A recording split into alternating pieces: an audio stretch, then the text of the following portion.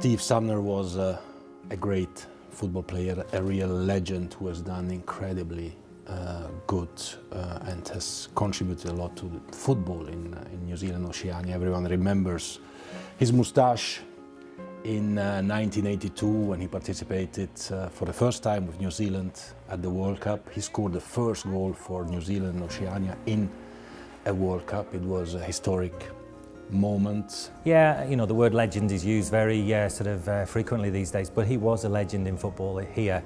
And you know, his success, people will talk about playing with him and what they know about him, and he was a tough player. You know, he was a real hard nut, and he got away with a lot of things that couldn't happen today on the football pitch. We met in the Chatham Cup final in '74.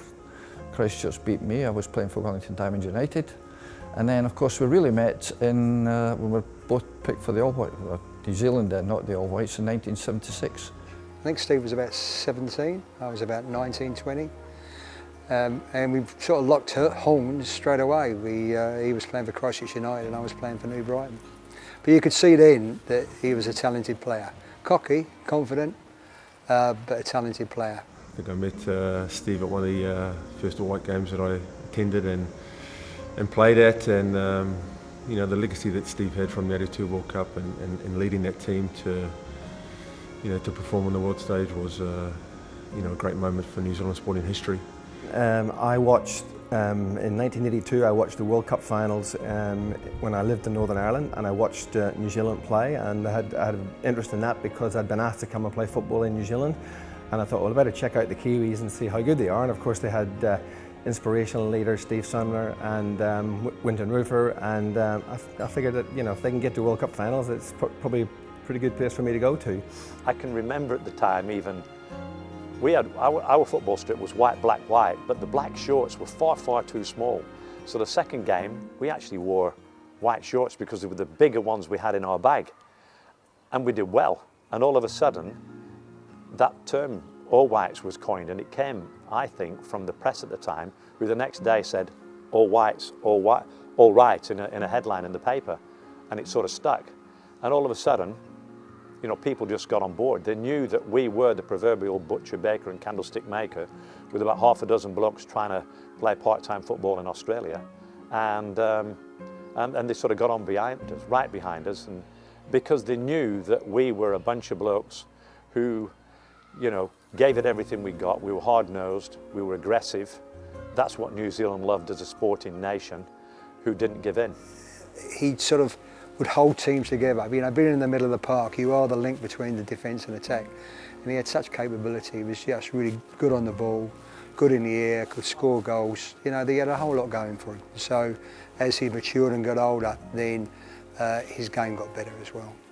He was so disciplined, so, you know, single-minded, and he wanted to be the best he could. And the improvement I saw him from being a teenager, when he was brash and all about himself, to a mature leader and top guy, as well as a very, very good player. And now and then you had to get on top of the lad, and he was very feisty. He wasn't easy to deal with, and if his teammates weren't playing well, he would certainly tell them. He was my kind of player. We had a five-a-side game, and it was just like, it was full on, and like Steve was kicking lamps out of, well, I just felt like he was picking on me a little bit, and I guess I was one of the new boys, and I remember said to him, hey, you know, what's the story? You know, we're all on the same team.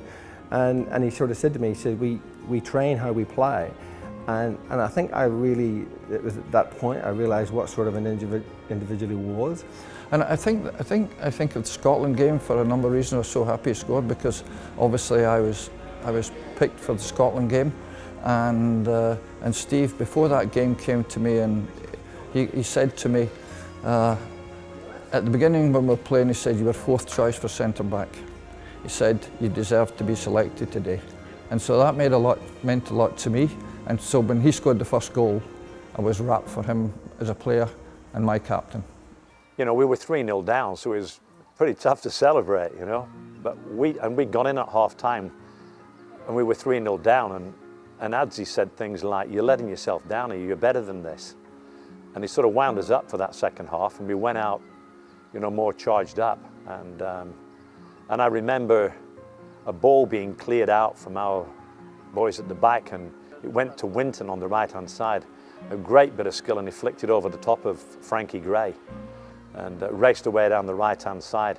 And I really just had to sort of try. He played a ball in behind their back line because I'm not sure where Woody was at that stage, and I sort of just chased it down really.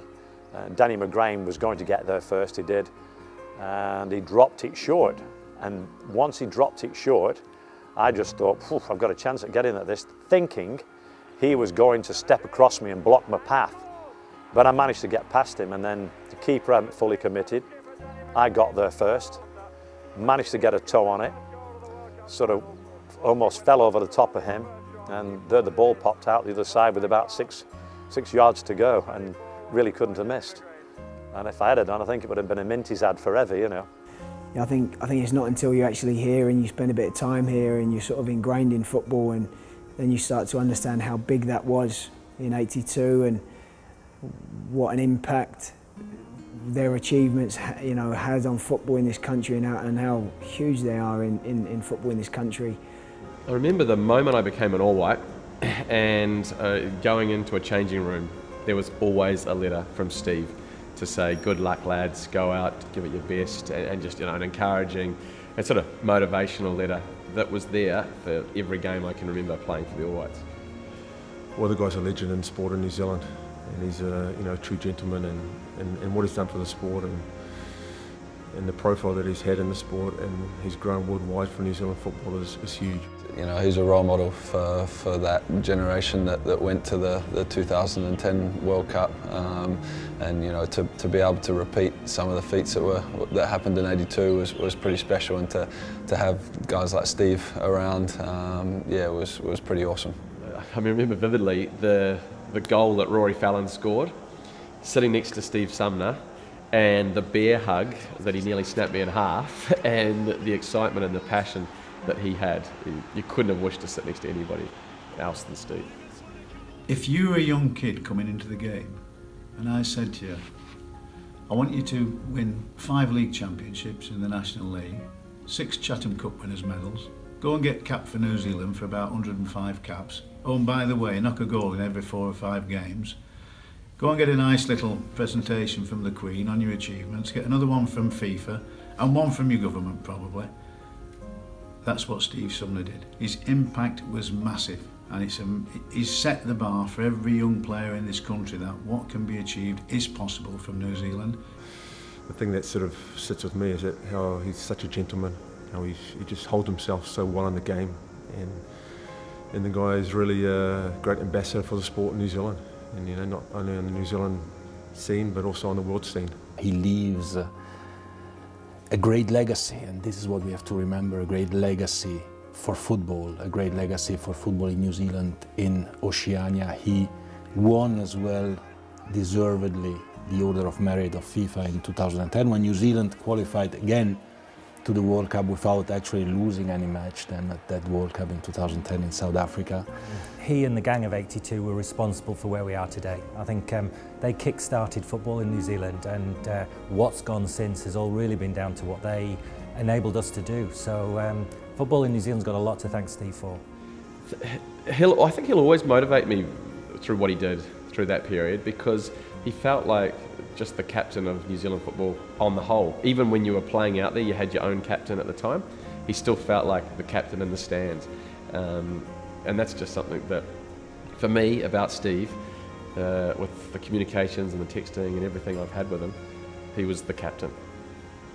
Oh, I think he'll be remembered as a real tough player who shook New Zealand, a rugby country, into realising that there's something else out there called football. He's just that guy who was always there. Like, without a doubt, Steve was always there. It's a loss of a great player, an even better human being. And the traits for Steve were probably loyalty, honesty, sincerity, and a passion for football and life. Driven, honest, passionate, and a fighter. If there's ever a day that you're feeling down, if you just read some of Steve's messages, and I'll keep them for the rest of my life, I'll show people, that's just something that they're there to stay, that'll make you pretty quickly realised that you can get through anything. For him to still be in the situation he was, but still wanted to help people, still wanted to show that positivity. You know, that song we used to sing when we were in the World Cup games before, you know, we got on the bus, you know, stand up and fight until you hear the bell, stand toe to toe, trade blow for blow, keep punching till you make your punches tell, show the crowd what you know, until you hear that bell, that final bell, stand up and fight like hell. And that was him. We remember him, we have great memories of him, and our thoughts, and as well a big hug to his family, to his friends, and to everyone who had the chance to know him.